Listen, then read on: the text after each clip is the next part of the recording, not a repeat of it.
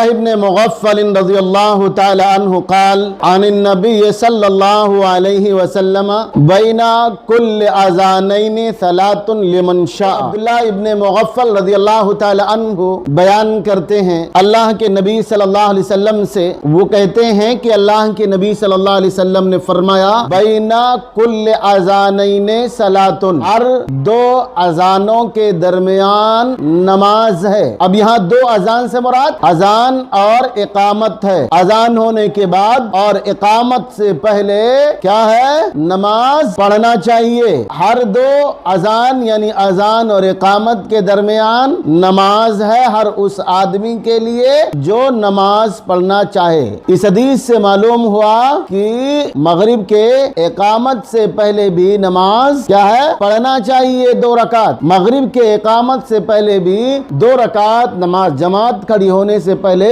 2 رکعت نماز پڑھنا چاہیے۔ ہر اذان اور ہر اقامت کی بات کہی گئی ہے۔ اچھا، اس میں صراحت تو نہیں ہے، اس میں تو عام بات کہہ دیا کہ مغرب کی ہو، ظہر کی ہو، عصر کی ہو، عشاء کی ہو، لیکن کیا کوئی ایسی روایت بھی ہے جس میں مغرب کے الفاظ کے ساتھ ہوں؟ ہاں، صحیح بخاری اور صحیح مسلم کی ایک دوسری روایت ہے، اللہ کے نبی صلی اللہ علیہ وسلم نے فرمایا صلو قبل المغربی، صلو قبل المغربی، صلو قبل المغربی۔ آخر میں آپ نے یہ کہا لمن شاء، کس لیے؟ کراہیتا ان یتخذها الناس سنتا۔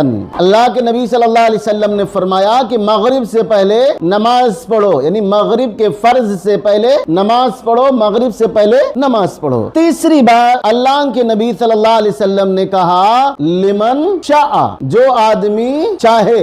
آپ نے کیا کہہ دیا؟ لمن شاء، جو چاہے۔ اللہ کے نبی صلی اللہ علیہ وسلم نے یہ کہہ دیا کہ جو آدمی پڑھنا چاہے وہ پڑھ سکتا ہے۔ اس چیز کو ناپسند کرتے ہوئے کہا کہ لوگ اسے کہیں لازمی نہ سمجھ لیں۔ اسی طرح اور بہت سی روایتیں اللہ کے نبی صلی اللہ علیہ وسلم سے موجود ہیں۔ بہت سے صحابہ کرام سے یہ مروی ہے کہ وہ مغرب سے پہلے، مغرب کے فرض نماز سے پہلے اذان اور اقامت کے درمیان کیا ہے؟ نماز پڑھتے تھے، 2 رکعت نماز پڑھتے تھے۔ تو ان ساری روایتوں سے پتہ یہ لگا کہ مغرب کی نماز سے پہلے 2 رکعت کیا ہے؟ پڑھنا مستحب ہے۔ اگر ویڈیو پسند آئے تو چینل کو ضرور سبسکرائب کریں، آپ کا ایک کلک ہمیں اور بہتر کنٹینٹ بنانے کی ہمت دیتا ہے۔